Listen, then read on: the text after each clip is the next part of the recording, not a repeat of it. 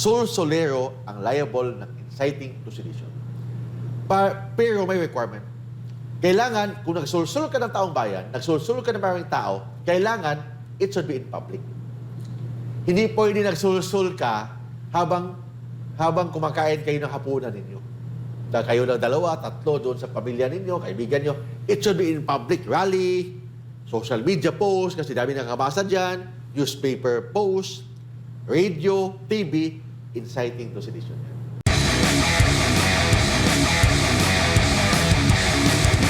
Ang pag-usapan natin ngayon, MJ, yung tinatawag na sedition and inciting to sedition. Sedition. Iba yung sedition, iba yung tinatawag na inciting to sedition. Kasi, of course, may mga daming nagdedemanda ngayon, lalo na yung mga against sa ating government ngayon, lalo na yung mga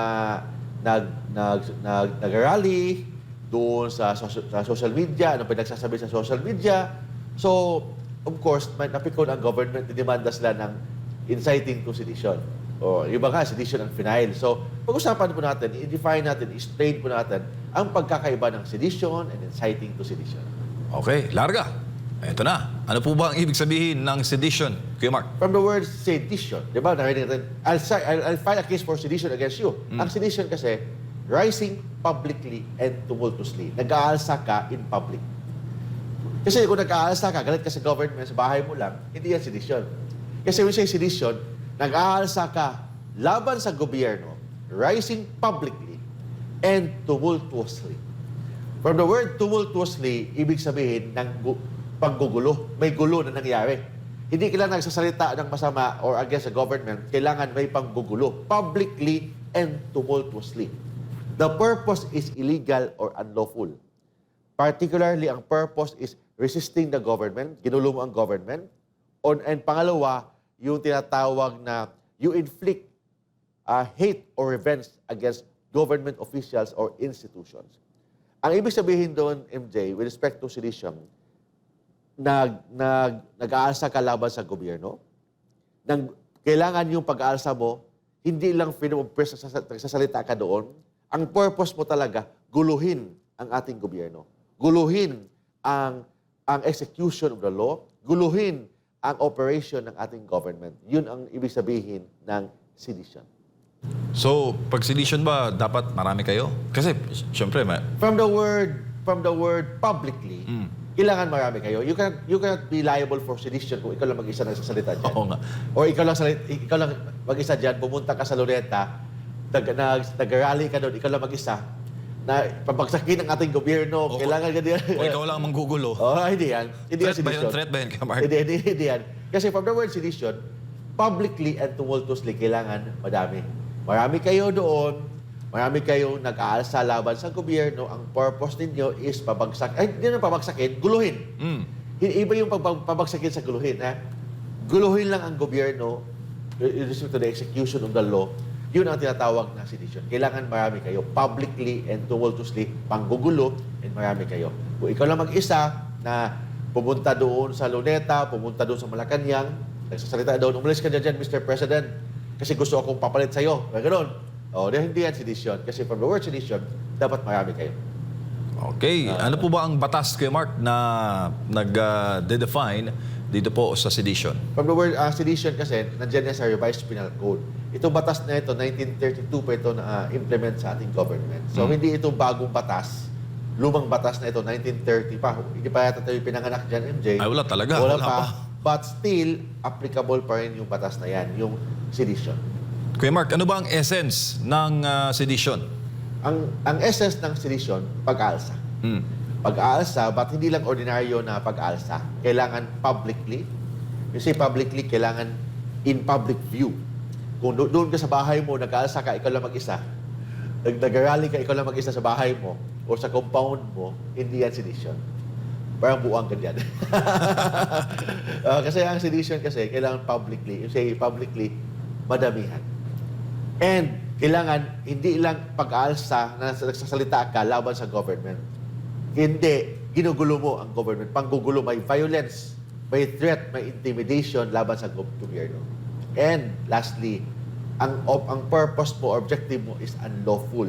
Resisting the government, guluhin mo ang government, kinalaban mo ang gobyerno, and pangalawa is you inflict hate or revenge against public officials or institutions. Yun ang objective mo. But the way of committing the crime, it must be publicly and tumultuously. Publicly, marami, public view, tumultuously, kailangan panggugulo. Yun yan ang ibig sabihin ng sedition or the essence of sedition. O, ano naman ang pinagkaiba, Kuya Mark, ng sedition sa rebellion at kudita? Okay. Ito yung palagi natin narinig, sedition, rebellion, kudita. Sa balita, Narinig sa balita, ha? Okay, ano ba yung kudita? Ano yung rebellion? Mga rebellion. Ano yung sedition? Okay. Ang rebellion or kudita, ang objective nila, ang purpose nila is to overthrow the government. Overthrow, palitan ng bagong gobyerno. Kung may gobyerno tayo ngayon, gusto nilang palitan ang bagong gobyerno. Palitan ang gobyerno to overthrow the government or to seize political power. Kasi to seize political power, kunin ang political power kasi gusto nila sila ang pumalit dyan. Yun ang ibig sabihin ng kudita or rebellion. To overthrow the government or to seize political power. Kudita or rebellion. Whereas in sedition, the focus of sedition is public disorder. Public disorder or defiance to the public authority. Yun ang ibig sabihin ng sedition. Ibig sabihin ng sedition, hindi mo kailangan palitan ang existing government. Ang purpose mo lang dyan is guluhin ang existing government. Hindi lang guluhin ang existing government na to the extent na pwede din you inflict harm, you inflict hate or revenge, not harm. You inflict hate or revenge against political institutions or public officials. Ang pagkakaiba nun, I repeat, ang rebellion or sedition, a rebellion or kudita, overthrow the government and seize political power. Kunin mo ang political power ng isang existing government. Rebellion or kudita yan. Ang sedition, hindi mo kailangan na kunin ang political power or i-overthrow ang government. Ang purpose mo dyan, guluhin lang ang ating gobyerno. To overthrow the government in a violent way, forced intimidation, or yung tinatawag na tumultuous way. Meaning, tumultuous way, panggugulo. Ang purpose dyan, yun ang ibig sabihin ng sedition. pwede kang makasuhan, Kuya Mark, the same time ng sedition tsaka ng rebellion? Depende sa way. Depende. O, kung ang purpose mo is, kuhan lang, na to overthrow the government, pwede kayo demanda ng rebellion or kudita. Pero kung ang purpose mo is, guluhin lang, ayan, but still, under the existing government, sedition ang kaso. O, yun yan. Pwede bang sedition, Kuya Mark, kahit walang violence? Ang sedition, Salita of course, lang, ihayo lang. from the word publicly and tumultuously. From the word tumultuously, kailangan may force, may violence, may intimidation. Of course, walang armed violence. Walang mga military kasi pag may nag-join na ang mga military doon, kudita na yun, di ba? Kudita. Pero kung mga private individual lang na nanggugulo lang, gusto lang nila na guluhin ang ating government para hindi na maka-operate ang ating gobyerno, yun ang tinatawag na sedition. So, ibig sabihin, kailangan may force, may violence, may intimidation. Although, hindi not necessarily na may armed violence. Thank you, Kuya Mark. Elemento ng sedition, Kuya Mark. Ano Okay. pang mga elemento Elemento niya? ng sedition. First, ang action must be public. So, ibig sabihin, hindi pwede na doon na sa bahay mo, gusto mong guluhin ang ating gobyerno po sa bahay mo lang. It should be public. From the word public, kailangan, hindi lang public, kailangan ang way mo of committing the crime, tumultuous. Tumultuous, ibig sabihin, panggugulo. Yung way of committing the crime. Kasi panggugulo, kailangan may force.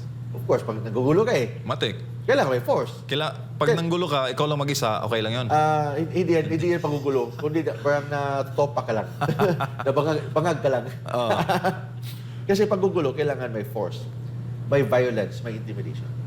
So, yun tinatawag na tumultuous way. Ang objective mo must be illegal. Particularly, to resist the government, meaning guluhin mo ang ating government, atakehin mo ang ating gobyerno, but not in a way na gusto mong i-overthrow. Ang purpose mo lang guluhin ang ating gobyerno or you inflict hate or revenge against public officials or political institutions. Yun ang elemento ng sedition. Ilan tao ba, Kuya Mark, ang kailangan para maging liable ka sa sedition? Ilan kayo dapat? May minimum ba na requirement? Ang word na ginamit ng batas, plurality of people. Mm. From the word plurality of people, at least man lang tatlo kayo. Di ba? 3, 4, 5. Plurality of people. Or, ang word, from the word sedition, hindi ka pwede mademanda ng sedition, ikaw lang mag-isa. Madismiss ang kaso. So, isa po, idemanda ka ng sedition, ikaw lang mag-isa. Madismiss ang kaso. Bakit? Kailangan, from the word rising publicly, meaning plurality of people, group of people. So, kailangan maraming tao ang involved if sedition ang i-file ang kaso. Thank you, Kuya Mark. Ano bang purpose para maging liable ng sedition, Kuya Mark? Ang purpose para maging liable ka ng sedition is kailangan unlawful. Illegal. Ang purpose mo. Ang purpose mo is guluhin ang ating gobyerno. To resist the government or you inflict hate or revenge against public officials or institutions. Ang ibig sabihin doon, kung kailangan may panggugulo talaga, kung nagsasalita ka lang ng hindi maganda sa government, of course, hindi yan matatawag na sedition. That's part of freedom of press. Pero pag may elemento ng tumultuous o panggugulo, guluhin mo talaga ang operation ng ating gobyerno, hindi na yan simple freedom of press or right to assemble. Sedition na yan, kung may panggugulo talaga. Thank you, Kuya Mark. Pero, kung ikaw ba ay isang kritiko ng administrasyon, Kuya Mark, ikaw na ba ay liable sa sedition? From the word critic, kritiko ka. Dapat yung mga kilala dyan, mga kritiko. Okay, and to criticize the government should not be on your skin. That's very clear. Ibig sabihin, ang mga government officials, government employees should not be on your skin because they should be supposed to be subject to public consumption. Kahit na yung mga criticism nila unpopular, kahit na yung mga criticism nila harsh na talaga, nakakasakit na ng damdamin, nakakabigi na sa mga masakit na mga salita na sinasabi nila, that's still part of the freedom of press and freedom of expression. Lalo na pag government ang tinitira mo. Of course, may exception dyan kasi hindi naman absolute ang freedom of press. One of the exception is inciting to sedition. Pag ang purpose mo is you provoke the people to commit sedition, you can be liable for inciting to sedition. So, ang rule dyan, pag you mere criticism to the government, even harsh, even unpopular, that's still covered by freedom of press and freedom of expression as a general rule. May mga exception doon, yung tinatawag na libel, cyber libel, and of course, inciting to sedition. So, hindi ibig sabihin na meron kang dissenting voice, magiging liable ka na sa sedition. Ay, not necessarily. In fact, if you criticize the government, that is part of freedom of press. Because ang freedom of press is guaranteed under the 1987 Philippine Constitution. Freedom of press, ilabas mo yung damdamin mo. But of course, may mga exception dyan. For example, libelous. Pag libelous na, libel na pag mga private acts na, you criticize the private act of the mayor, you criticize the private act of the congressman, yan, libelous yan. But if you criticize his public function, that's part of the freedom of press.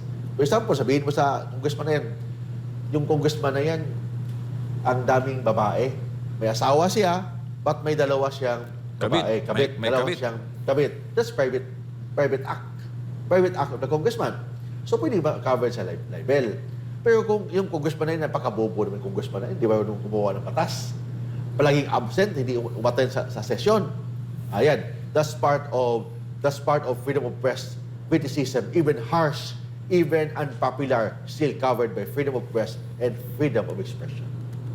Thank you, Kuya Mark. Dito na tayo. Kasi iba ang sedition, iba rin ang inciting to sedition. Tama. Define natin. Batay po sa batas, ano po ba ang inciting to sedition? Ang sedition kasi may tinatawag na actual public uprising. Di ba? Pag umaalsa ka laban sa gobyerno, sedition. There's an act. There's an act. Ang inciting to sedition, in Tagalog, nagsulsul ka lang. Sulsulero ka. Sulsul ka ba? Sige, pan nga. Tirahin natin yan. Panatan natin yan. Panatan natin yung presidente natin. Tirahin mo yan. Ganon. Sulsul ka lang. Inciting to sedition.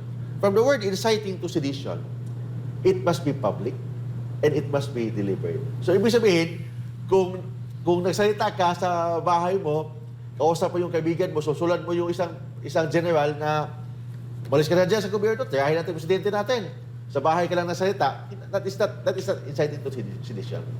Because of the word inciting to sedition, it must be public. It means doon sa daming tao, sa rally, nagsalita ka doon.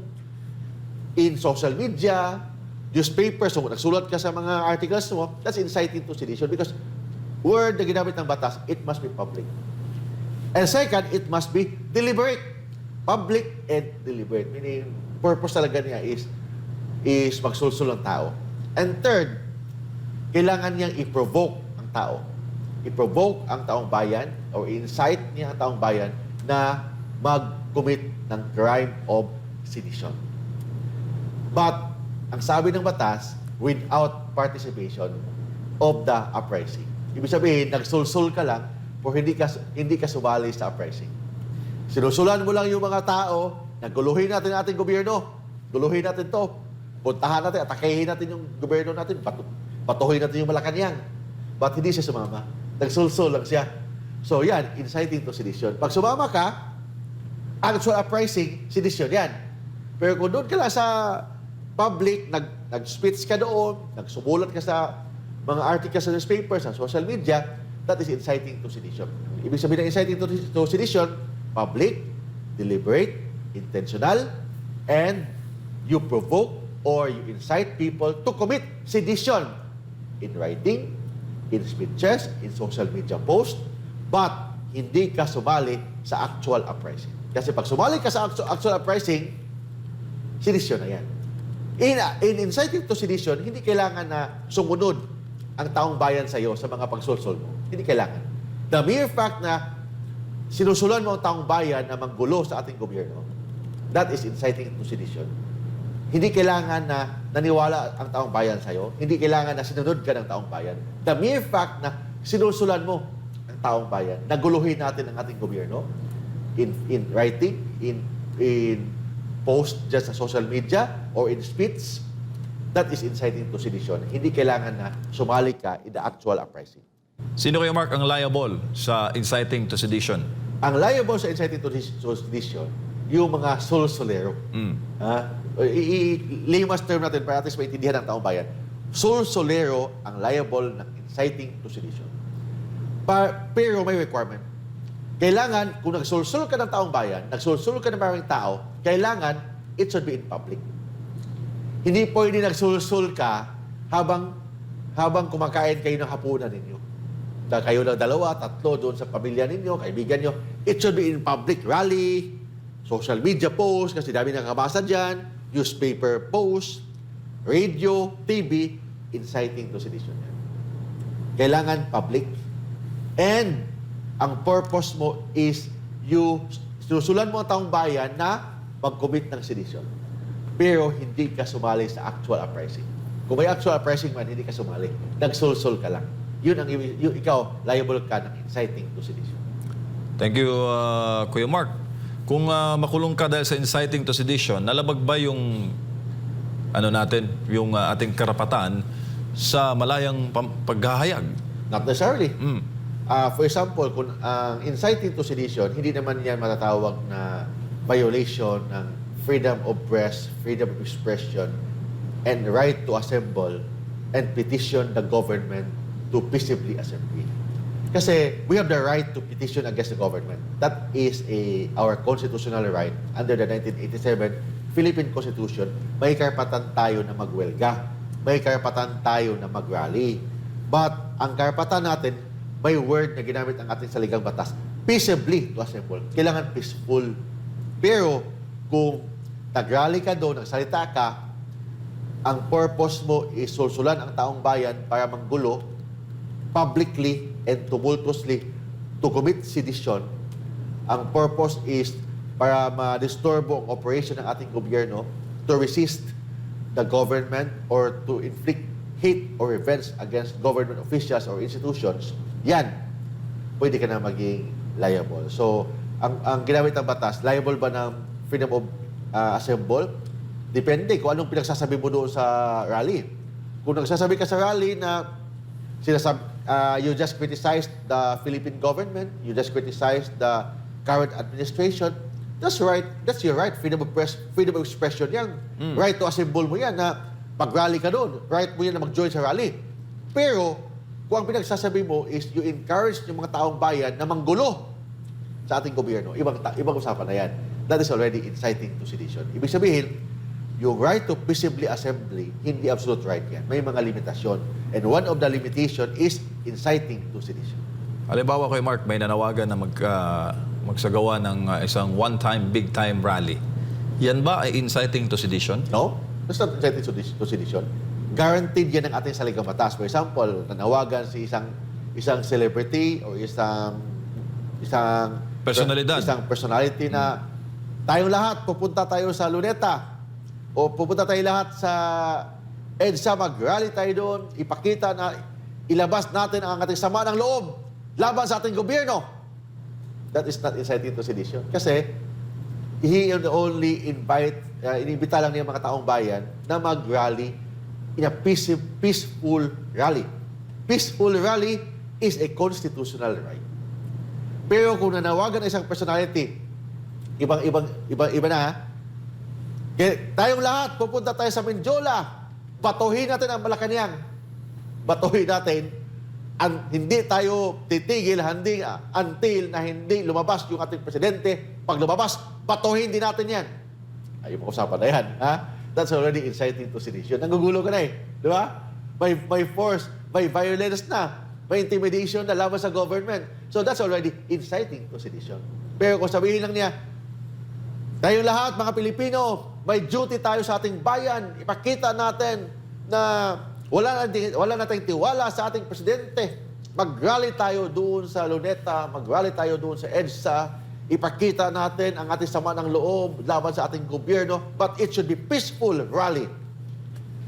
Right niya yan. Yun ang tinatawag na right to peaceably assemble and petition the government for redress of grievances. Yun ang pagkakaiba. Pero kay Mark, kung manawagan ng isang Pilipino na mag-resign ng presidente, sedition ba yun? Inciting to sedition ba It's yun? not sedition. Alam mo paliwanag Kung yan? manawagan ka sa ating presidente na mag-resign, is it tumultuous? Yes, it is public. Public kasi nanawagan ka in TV, in media. Is it public? Yes. Ang tanong, is it tumultuous? From the word tumultuous, may violence ba? May force ba? May intimidation ba? Wala. Nanawagan siya ng ating presidente should voluntarily resign. So is it tumultuous? Hindi. That's part of freedom of press. That's part of freedom of expression. That's part of your right to peaceably assemble and petition the government for redress of grievances. So hindi iyan matatawag na sedition, hindi iyan matatawag na inciting to sedition. Kuya Mark, may distinction ba if you criticize the president in his personality, in his personal capacity, and not his capacity as the president of a republic or a state? Ang presidente kasi, hindi na matatawag ng personal capacity o hindi. Kasi for example, you question yung kanyang psychological fitness as a president. Psychological fitness as a person. That may affect the presidency. So hindi na matatawag na private yan, private capacity. This still affects public issues kasi fitness yan as a president of the Philippines. So hindi yan matatawag na personal capacity. O kahit na you question the fitness of the president, that's still part of your freedom of press, freedom of expression, and your right to peaceably assemble. Pero kung nanawagan ka sa taong bayan, ang presidente ng Pilipinas pupunta sa Luneta, mag-speech, may speech engagement siya doon. Puntahan natin, batuhin natin. Batuhin natin presidente natin. Inciting to sedition na yan. Kasi bakit? May force, may violence, may intimidation. Di ba? Ang purpose mo is tumultuous way, meaning gulo. Publicly, yes. The purpose mo is to resisting the government, or you inflict harm or revenge against public officials or institutions. So that is already sedition. Pag nanawagan ka na, yun ang gagawin mo mga taong bayan, yun ang gagawin natin. that's already inciting to sedition. Kasi may word, ang word na requirement ng batas in sedition is tumultuous. Yun talagang word, publicly and tumultuous. Kung nanawagan ka lang na mag-resign ang presidente, nanawagan ka lang na mag-rally tayo sa EDSA, pakita natin ang ating sama ng loob, that's still part of freedom of press and the right to assemble, peaceably assemble and petition the government for redress of grievances. Thank you, Kuya Mark. Halimbawa, Kuya Mark, ito, situational question. Yeah. Halimbawa, merong isang opisyal ng isang armed forces ng isang Yeah. bansa. Yeah. Tapos nag-withdraw ng support, personal support to the sitting president of that certain state. Yeah. Is that tantamount to sedition, inciting to sedition? Nag-withdraw ng personal support. Okay. Ang iba kasi ang military.